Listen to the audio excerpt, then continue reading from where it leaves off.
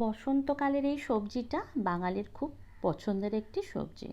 তারা অনেক রকমভাবেই এই সবজিটা খেতে পছন্দ করে। আজ আমি বানাবো সর্ষে পোস্ত দিয়ে সবজির একটা তরকারি। আশা করি আপনারা সবাই ভালো আছেন, সুস্থ আছেন। মীনাক্ষীর নতুন একটা রেসিপিতে আপনাদের সবাইকে স্বাগত। তো আমি দু রকম সর্ষে, মানে সাদা সর্ষে, কালো সর্ষে আর পোস্ত কিছুক্ষণ ভিজিয়ে রেখে সেটাকে অল্প নুন দিয়ে আমি প্রথমে বেটে নিয়েছি। তো মশলাটা বাটার সময় আমি একদম শেষে একটা কাঁচা লঙ্কাও বেটে নিলাম। কাঁচা লঙ্কাটা আমি আগে দিলাম না, কারণ লঙ্কাতে আমার খুব হাত জ্বলে। তো এটা আমি একদম লাস্টেই বাটলাম। খুব মিহি করে আমি সর্ষে পোস্ত লঙ্কা বেটে নিয়েছি। এবার আমি শিলনোড়া ধুয়ে, হাতটাও ভালো করে ধুয়ে একটু আগুনে হাতটা সেঁকে নিচ্ছি, যাতে আমার হাতের জ্বলনিটা কমে যায়। এটা কিন্তু একটা টিপস। যাই হোক, বসিয়ে দিয়েছি কড়াই গরম হলে আমি সর্ষের তেল দিয়ে দিচ্ছি। তেল গরম হলে আমি এর মধ্যে পাঁচফোড়ন অ্যাড করব। পাঁচফোড়নটা একটু হাতে ডলে নিয়ে দিচ্ছি যাতে গন্ধটা ভালো বের হয়। পাঁচফোড়ন আর লঙ্কা সুন্দর গন্ধ বেরোলে আমি প্রথমে দেব কুমড়োর টুকরোগুলো। যেহেতু কুমড়োর টুকরোগুলো একটু মোটা করে কাটা রয়েছে, তাই জন্য এগুলো আগে দেব। তারপর হালকা নেড়ে চেড়ে এর মধ্যে আমি আলুর টুকরোগুলো অ্যাড করব। এই ডাঁটা পোস্তটা কুমড়ো আর আলু দিয়ে খেতেই বেশি ভালো লাগে, যার জন্য আমি কিন্তু আর অন্য কোনো সবজি এর মধ্যে দিচ্ছি না। নেড়ে নিচ্ছি ভালো করে। এবার ঢাকা দিয়ে দেব যাতে কুমড়ো আর আলু নরম হয়। আবার একটু নেড়ে দিলাম, হালকা হালকা রং ধরে এসছে। এরপর আমি সজনে ডাঁটা অ্যাড করব।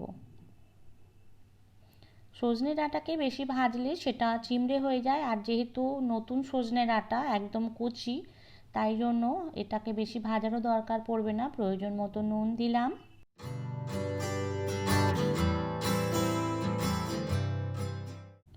নুনটা আমি বুঝিয়ে দিলাম, কারণ সর্ষে আর পোস্ত বাটার মধ্যেও আমি নুন দিয়ে বেটে নিয়েছিলাম।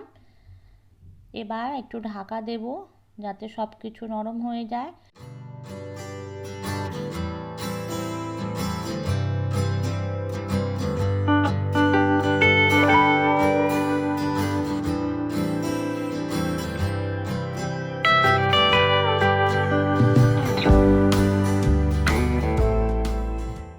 মোটামুটি সবজি নরম হয়ে এসছে। এই মোমেন্টে আমি অ্যাড করে দিলাম সর্ষে পোস্ত বাটা। এই সবজিতে কিন্তু জল বেশি পড়বে না, তাহলে কিন্তু খেতে ভালো লাগবে না। আর পোস্ত এমনিতেও বেশি জলে রান্না করলে পোস্ত খেতে একদমই ভালো লাগে না। এটাকে এরকম অল্প জলেই ভাপিয়ে রান্না করতে হবে, তবে পোস্তর গন্ধটা থেকে যাবে। নাহলে বেশি জলে পোস্ত রান্না করলে পোস্তর গন্ধটাই চলে যায়।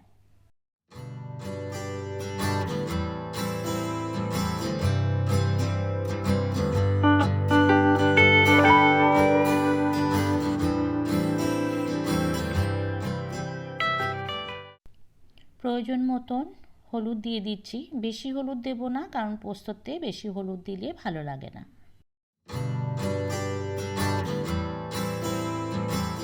জল খুব একটা বেশি পড়বে না বলে এরম ঢেকে ঢেকেই রান্না করতে হবে, তাহলে কিন্তু খেতে খুব ভালো লাগবে আর সবজিও নরম হয়ে যাবে, গলতে কোনো অসুবিধাই হবে না।